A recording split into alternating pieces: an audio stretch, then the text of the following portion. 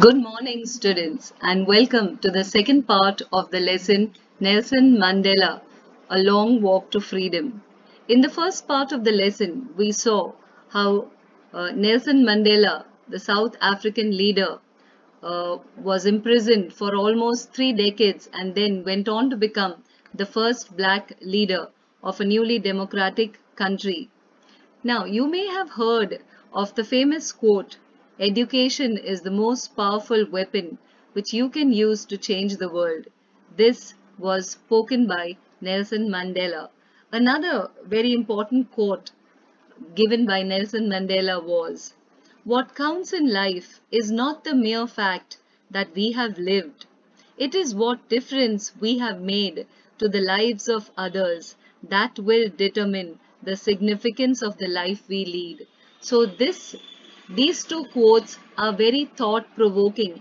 I hope you will spend some time thinking about these and maybe we could discuss them further when we meet. But now I will begin with the second part of that lesson. The policy of apartheid created a deep and lasting wound in my country and my people. All of us will spend many years, if not generations, recovering from that profound hurt. But the decades of oppression and brutality had another unintended effect, and that was it produced the Oliver Tambos, the Walter Sisolus, the Chief Luthulis, the Yusuf Dadus, the Bram Fishers, the Robert Sobukwes of our time, men of such extraordinary courage, wisdom, and generosity that their like may never be known again. So here, as we begin this part of the lesson, Nelson Mandela, in his speech, continues to talk about apartheid.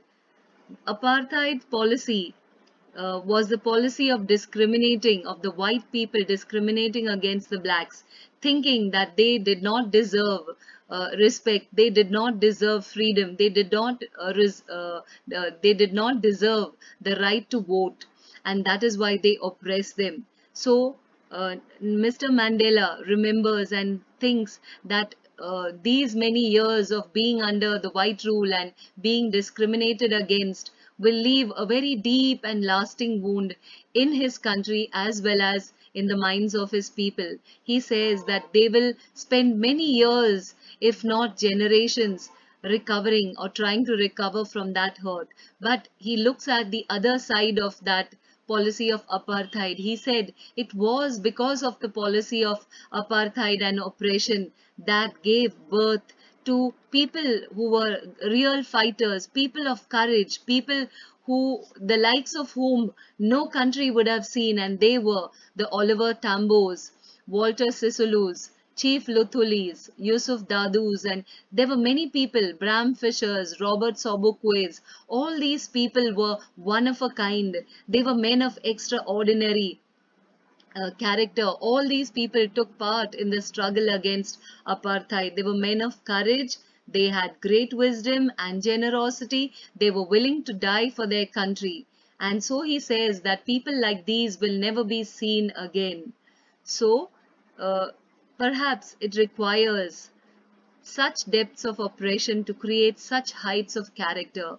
My country is rich in the minerals and gems that lie beneath its soil, but I have always known that its greatest wealth is its people, finer and truer than the purest diamonds. So here, Mr. Mandela talks about another aspect of the apartheid policy, and he says that maybe because of the depths to which the white rulers had fallen, it was because of such oppression, such cruelty, that the people rose to such great heights.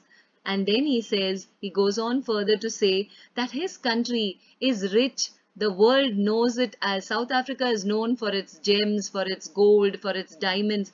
But he says the real wealth of my country is not just the gems, but its people, finer and truer than the purest diamonds. So that was a tremendous accolade. It was a tremendous, appreciation of the people of South Africa. He says, it is from these comrades in the struggle that I learned the meaning of courage. And if you look online, children, you will find that Mr. Mandela has given beautiful definition of courage. He says, time and again, I have seen men and women risk and give their lives for an idea. I have seen men stand up to attacks and torture without breaking, showing a strength and resilience that defies the imagination. So not only did he live a life of courage, he gave 27 years of his life away from his family, away from his wife and children, and spent that in jail, away from the people he loved, all because he believed that every man had a right to be free. He says he does not think that he is the only one who has shown such great courage. He thinks that he has seen in the long and bitter struggle that there have been countless others who have been very courageous, those who showed strength and resilience. He says that it was almost mind-boggling. I learned that courage was not the absence of fear, but the triumph over it. The brave man is not he who does not feel afraid, but he who conquers that fear. So here is a very important quote of Nelson Mandela that you must remember and make it a part of your own life. That courage, every human being is born with the natural feeling of fear. But he says courage is not the absence of fear. It is the, triumphing over that fear, gaining victory over that fear. A brave man is not the person who does not feel afraid, but that man who conquers that fear. No one is born hating another person because of the color of his skin or his background or his religion. People must learn to hate, and if they can learn to hate, they can be taught to love. For love comes more naturally to the human heart than its opposite. Even in the grimmest times in prison, when my comrades and I were pushed to our limits, I would see a glimmer of humanity in one of our guards, perhaps just for a second, but it was enough to reassure me and keep me going. Man's goodness is a flame that can be hidden but never extinguished. So here we can see how optimistic Nelson Mandela was. Even after being imprisoned for almost 3 decades, he still has not lost hope in man, hope in human beings. He says that no one, when a child is born, he tends to love everyone around him. So no one is born hating another person because of his color, skin or background. And you can see this quality in children when they are in school or when they are on the playground. They will make friends with people of all. It may be other religion, it may be another another religion, another language, another a person who is not from the same background as him.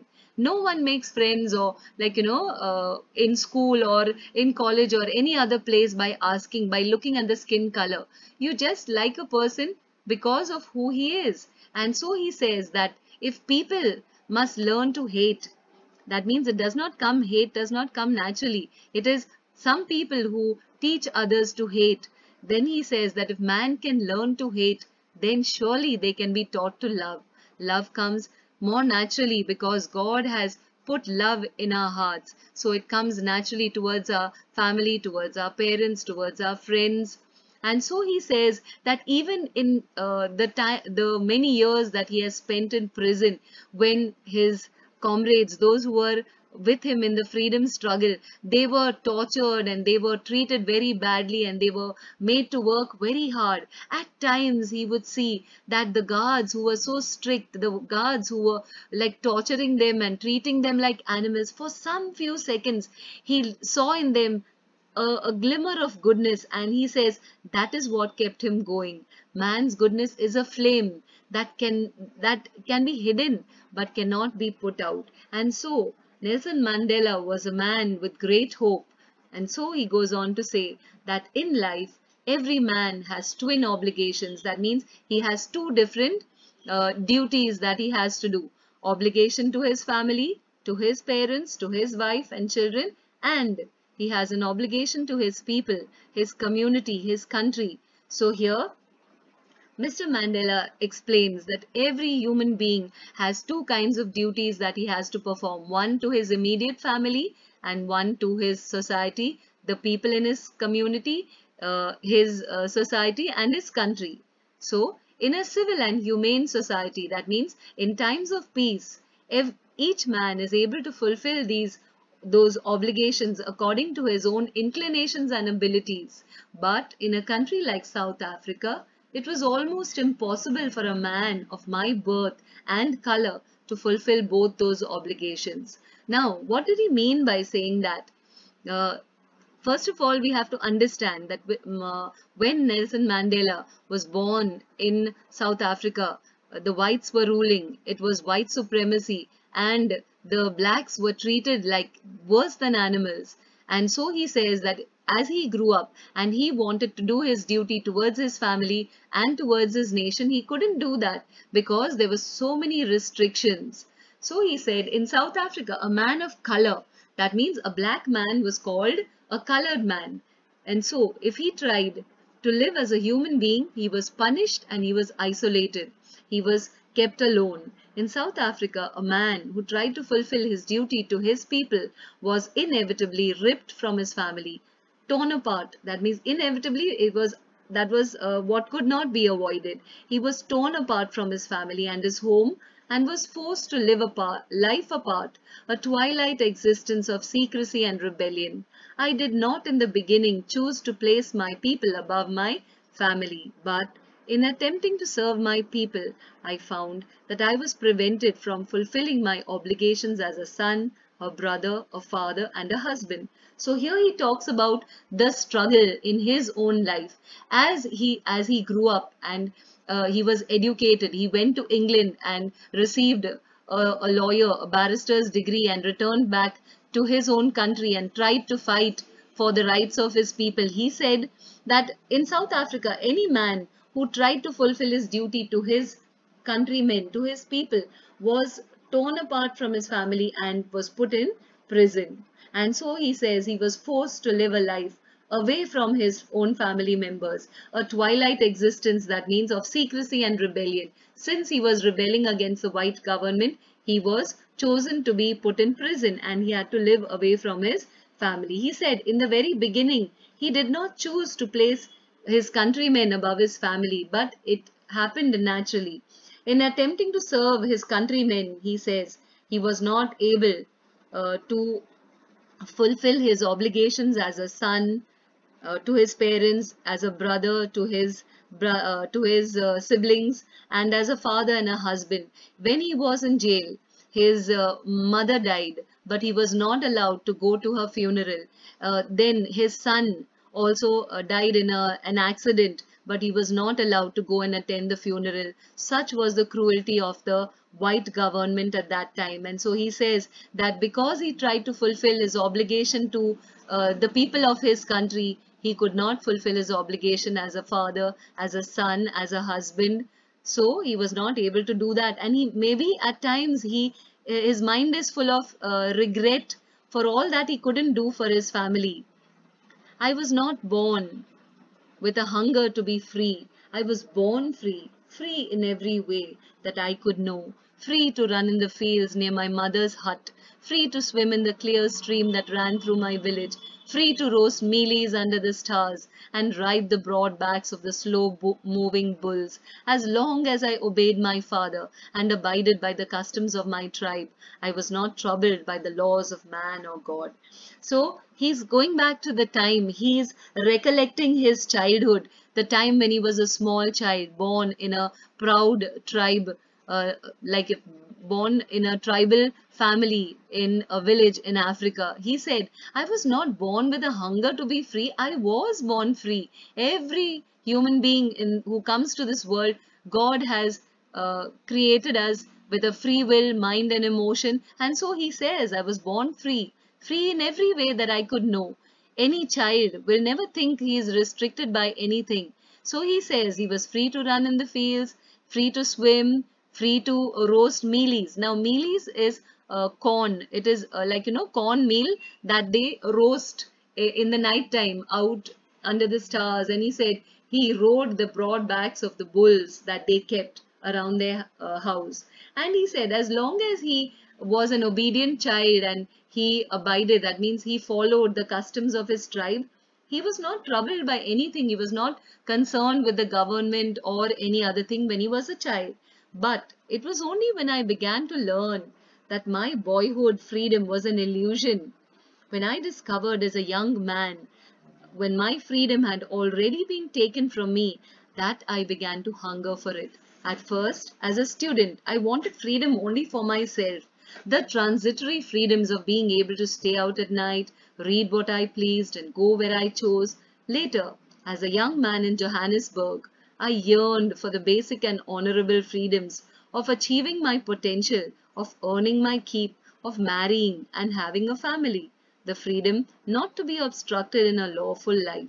So, uh, Nelson Mandela says that as a child he was free. He never felt that, that he didn't have anything. But as he went to school and then went on to college and university and he started studying, that was when he realized that the freedom he enjoyed as a child was an illusion. It was not true. He realized all the restrictions that were there in his country.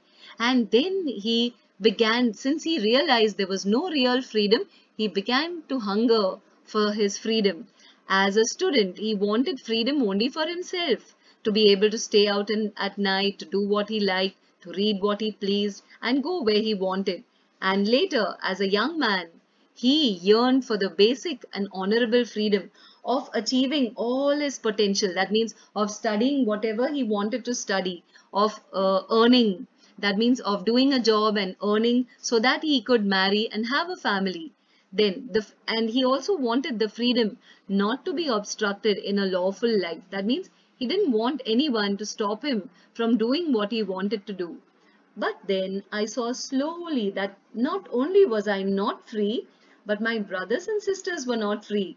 I saw that it was not just freedom that was curtailed, but the freedom of everyone who looked like I did.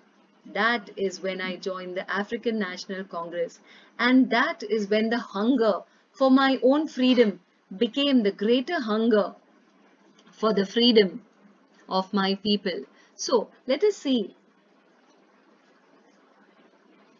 Let us see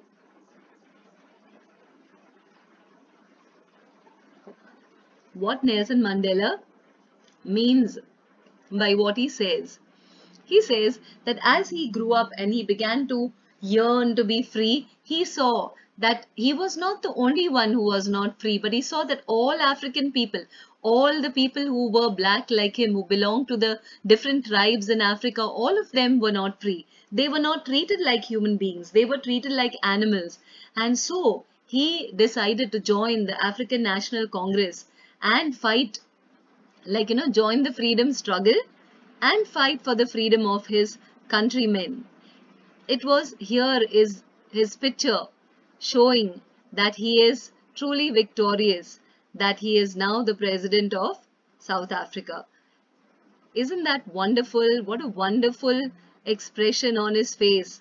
That is well worth the long struggle, the long walk. It was truly a long walk to achieve freedom.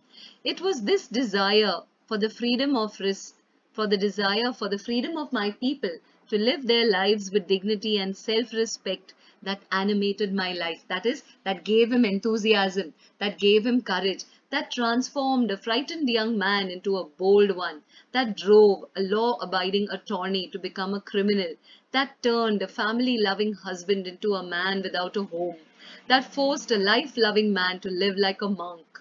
I am no more virtuous or self-sacrificing than the next man. But I found that I could not even enjoy the poor and limited freedoms I was allowed when I knew my people were not free. Freedom is indivisible. The chains on any one of my people were the chains on all of them. The chains on all of my people were the chains on me. So here we can see that in spite of Nelson Mandela being just like any other person, he realizes that this hunger for freedom brought a transformation in him. It changed him from being a frightened young man into a bold one, from being a law-abiding lawyer, he became a criminal. That means since he was against the law, they considered him to be a criminal. From being a family loving husband, he became a revolutionary, a man without a home. Uh, and that forced a life loving man to live like a sadhu, like a monk. And he says, I was not more like, I didn't have more good qualities or was self-sacrificing than the other person. But he says, when he saw that his people, his countrymen were not free, he was enslaved. And when he was enslaved, he was fighting not just for his own freedom, but for the freedom of his country people. He said that freedom is indivisible. One man cannot be free. If one man is free, then all men need to be free. That was his belief. Let us read on further. I knew that the oppressor must be liberated just as surely as the oppressed. A man who takes away another's freedom is a prisoner of hatred. He is locked behind the bars of prejudice and narrow-mindedness. I am not truly free if I am taking away someone else's freedom, just as surely as I am not free when my freedom is taken away from me. So, like a coin has two sides, here are the two sides of this.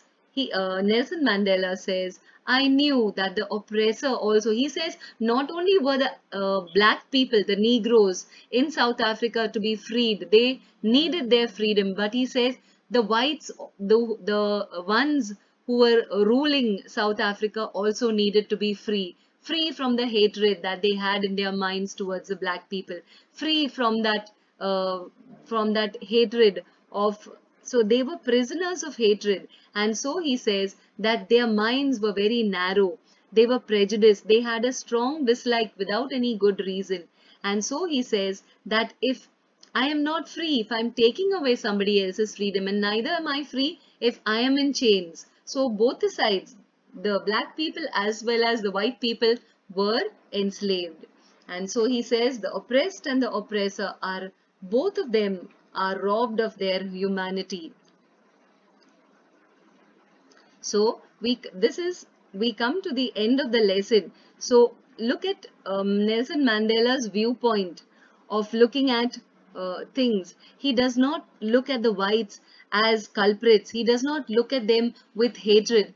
He feels that in spite of being in jail for 27 years, he has a great and a generous character.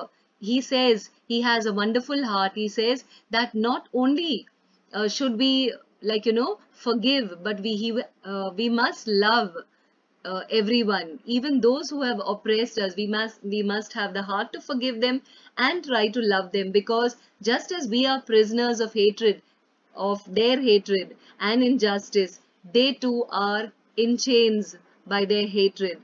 And so he says that the oppressor and the oppressed. So what a wonderful way of looking at things. And because of this, he was able to forgive all the white government. He was able to forgive all the people who treated him harshly, treated him very badly, who treated him like animals. And that is the reason why his force of character was such that people were amazed looking at him, that how can a man being away from his family, losing every precious thing, losing all the precious years of his life, the wonderful years of his life, but this man did not bow down to the white government. They had made him an offer. They told him, if you will give up your struggle against apartheid, we will set you free. We will give you a house. We will give you a car. But Mr. Nelson Mandela did not bow his knees, did not bow himself before the white government. He refused to accept whatever offer was made by them. And he said that the day you decide to free me, every of my brothers and sisters, everyone has to be free. So he had the courage to stand by his convictions. He was a convict of his convictions, and that led him to true freedom.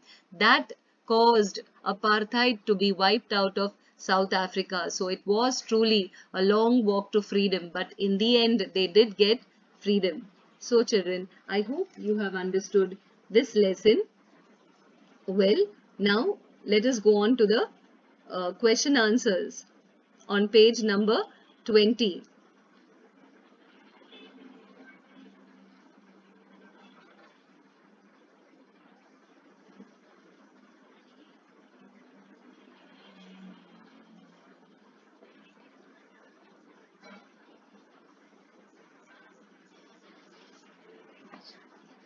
We will start from the third question. How does Mandela describe the systems of government in his country in the first decade and in the final decade of the 20th century? In the first decade of the 20th century, after the Anglo-Boer War, the white-skinned people formed a system of racial dominion against the white, dark-skinned people of their own land, and this was the harshest and most cruel one. However, in the final decade of the century, the system of apartheid was replaced by one that recognized the rights and the freedoms of all people, regardless of the color of their skin. Then, what does courage mean to Mandela? Mandela learned the true meaning of courage from others who were a part of the freedom struggle against the policy of apartheid. When he saw the men and women risking their lives for the cause that they believed in, he learned that courage was not the absence of fear, but gaining victory over that. The brave man is not one who does not feel fear, but the man who conquers his fear. The next question is, what does he think is natural, to love or to hate?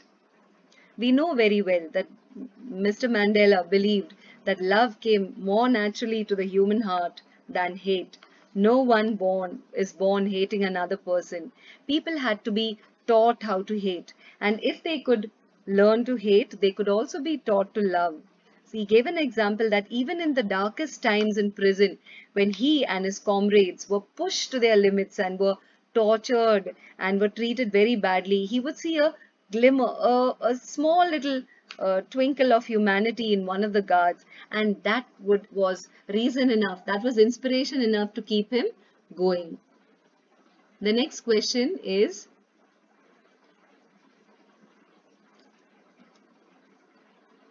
what twin obligations does Mandela mention? The twin obligations that Mandela mentions, he said the first one is towards his family, towards his immediate family, to his parents, to his wife and children, and the other is towards his country, to his people.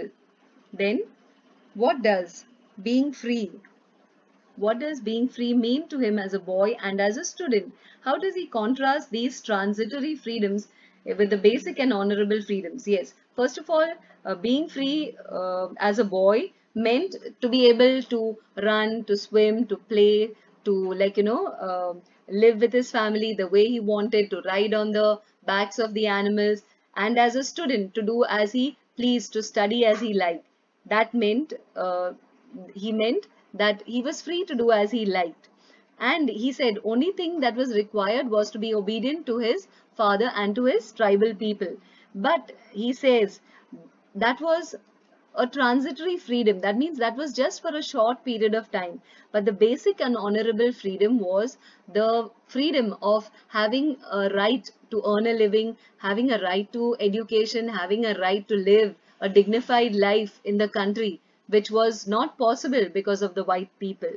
And does he think the oppressor is free? Why or why not? Here too, Mandela says that not only were the black people oppressed and they were enslaved by the British, but according to his viewpoint, he felt that even the oppressor, the people who were white, were chained to the black people because of their hate, because of their prejudice. And so he feels that not only were the oppressed, the black people were enslaved and bound in chains, and so were the oppressors. Then why did such a large number of international leaders attend the inauguration? What did it signify, the triumph of? During the inauguration ceremony, there were leaders and dignitaries, representatives from more than 140 countries. These leaders had come to Pretoria to pay their respects, to help the people of South Africa take ownership of their country. And it was a sign of the victory of justice, peace, and human dignity, and the end of apartheid and racial discrimination. What does Mandela mean when he says he is simply the sum of all those African patriots? Now here, Mr. Mandela says that freedom has come to the country because of the countless sacrifices of all the people. He does not think that he is the one who has contributed a lot, but he says that he is simply the sum total of all of them who have gone before him and those who have fought for their freedom. He says that long and noble line ended uh, with him, and he is very sad that he cannot thank them personally for all their invaluable contribution that they have made. Then, would you agree that the depths of oppression creates heights of character? How does he illustrate this? Can you add your own examples to this argument? Yes, the system of apartheid was truly horrible and inhumane. It was extremely cruel, but the decades of oppression and brutality produced men like Oliver Tambo, Walter Sisulu, Chief Luthuli, Yusuf Dadu, Bram Fisher, and Robert Sobukwe. These were men of extraordinary courage, wisdom, and generosity, the likes of whom the world will never again, maybe know again. So he says that because the government was so cruel, in response to that, you have the other extreme, people of such great heights of character. So he considers people to be the actual greatest wealth of the country. How did Mr. Mandela's understanding of freedom change with his age and experience? When he was a little boy, he thought of freedom meant to have the ability to eat, to drink, to do what he want, to play when he liked, to to swim in the stream. So it was just uh, being free as a little boy and obeying the customs of his tribe, being obedient to his father. But when he grew up, he realized that he truly didn't have any freedom, and the freedom of everyone who looked like him, who was black in color, was uh, curtailed by the system of apartheid or racial discrimination. Then, the last answer, how did Mandela's hunger for freedom change his life? Now, here we can see that he was not born with a hunger for freedom because as when he was a little child, he knew that he was free. But as he grew up, he realized that the government, that freedom was an illusion. In reality, neither was he free, nor were the people of his country free. And so he began to hunger for it. At first, it was personal freedom, and then it was a freedom to be educated, to earn a living. But then he joined the African National Congress, and his greatest hunger became the freedom to gain the freedom of his people, and so that they could live dignified lives and they could realize the potential of their lives. They could do whatever they wanted to do. This hunger made him a very bold and courageous person. He believed that the chains on any of his people were chains on him.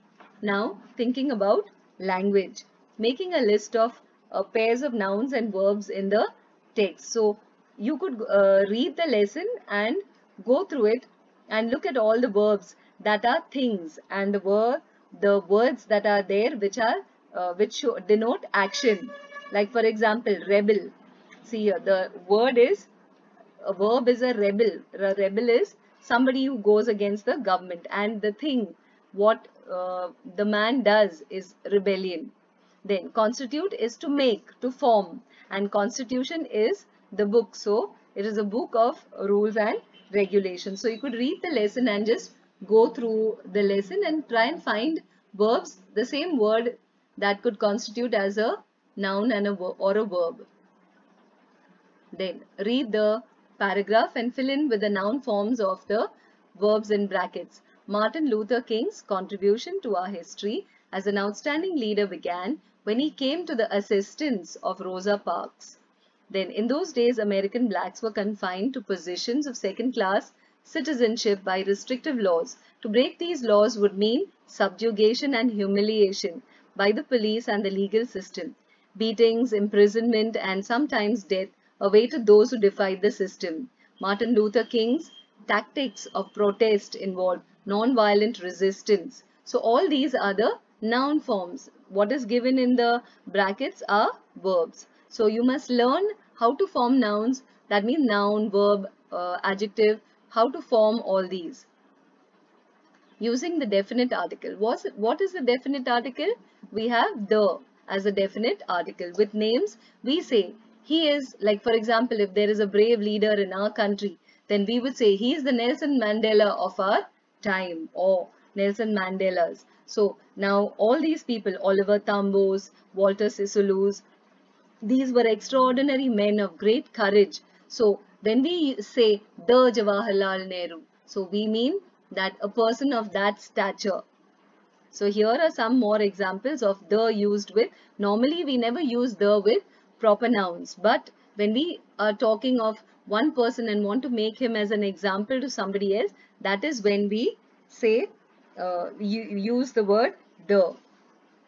For example, Mr. Singh regularly invites the Amitabh Bachchans and the Shah Rukh Khans to his parties. That means very influential or celebrities to his parties. Many people think that Madhuri Dixit is the Madhubala of our time. Madhubala was an actress, an old Indian Hindi film actress. So we say that Madhuri Dixit is a person whom all of us know. But Madhubala you may not know, but she's a very famous Hindi film actress of yesteryears. History is not only the story of the Alexanders, the Napoleons and the Hitlers, but of ordinary people as well. Then let us go on to the next exercise. Idiomatic expressions. Idiomatic expressions are expressions like you say kahawat or muhavre in Hindi. The same way you have expressions that people use in their own language. So match the italicized phrases, that means in italics, with the phrase nearest in meaning to the one given in section B. I was not unmindful of the fact is I had not forgotten. So which is the correct one? That means I was not unmindful means I had not forgotten. I was aware. The next one. When my comrades and I were pushed to our limits. That means when we felt that we could not endure the sufferings any longer. At that time. To reassure me and keep me going means to help me to continue to live in hope in this very difficult situation. The basic and honorable freedoms of earning my keep is earning enough money for him to survive. And then speaking. Speaking and writing. Uh, Speaking, we can do these topics. True liberty. What is freedom? What is liberty? You could just write. When you have some spare time, you could write on these. What is true liberty? Even today in India, after so many years of freedom, are we truly free? When we look at all the social issues that are taking place around us, then you could write on these topics that what is freedom from poverty. Deprivation is not to have all the basic necessities, not to have a house, clothing, shelter, a good job, and all other kinds of discrimination that are taking place in our country, India as well. And looking at contrast, writing, Nelson Mandela's writing is marked by balance. Many sentences have two parts in balance. Use the following phrases to complete the sentences given below. It requires such depth of operation to create such heights of character. Courage was not the absence of fear, but the triumph over it. Then, the brave man is not he who does not feel afraid, but he who conquers that fear. If people can learn to hate, they can surely be taught to love. I was not born with a hunger to be free. I was born free as a child.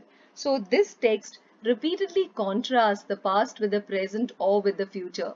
We can use coordinated clauses to contrast two views. Now given below are sentences carrying one part of the contrast. So in the textbook we have to find the second part of the contrast and complete that. In the first one, for decades the Union Building have been the seat, and now it was the site of a rainbow gathering. And now it was the site of a rainbow gathering of different colors and so on. The next one, only moments before the highest generals, they saluted and pledged their loyalty. Not so many years before, they would not have saluted. What would they have done? They would have arrested me. Although that day, neither group knew the lyrics of the anthem. There were two anthems which were sung. They would soon know the words by heart. That means in the years to come, they would learn their national anthem by heart. My country is rich in the minerals and gems that lie beneath its soil. But he says, I have always known that the greatest wealth is its people. What good will it be if A country has gems and minerals and metals and every possible things, but the people don't know how to use them. And that is why he says that it is the people, the human resource, which is the most important resource of a country. The air show was not only a display of pinpoint precision and military force, but it was a demonstration of the military's loyalty to the democratic government. It was this desire for the freedom of my people that uh, transformed a frightened young man into a very bold one, that drove a law-abiding lawyer, an attorney, to become a criminal, that turned a family-loving husband into a man who finally lived for so many years without a home. So, do you think there's a color prejudice in our country? You could discuss this with your friend and write a paragraph of about 100 or 150 words. It's good for you to, even if you make mistakes, you try writing. So that will help you in your essays, in notice, report, and so on. Here, you have the option of making a paragraph, a funny one, a humorous one. When you were born, you were pink. When you grew up, you became white. And when you're in the sun, you are red. When you are sick, you are yellow. When you're angry, you are purple. When you're shocked, you are gray. You lose all color. And you have the cheek to call me colored. Actually, the irony is that as we go through different stages in life, we acquire so many colors, and we should not be calling people discriminating on the basis of color. So all of us go through different colors at different points in our life. So there's no it's not good to call somebody a colored person. When an Indian went to South Africa, he was called a Girmitia. They were considered to be colored people. So you could write something like this. So children, I hope you have understood this lesson, the question answers well. Thank you and have a nice day.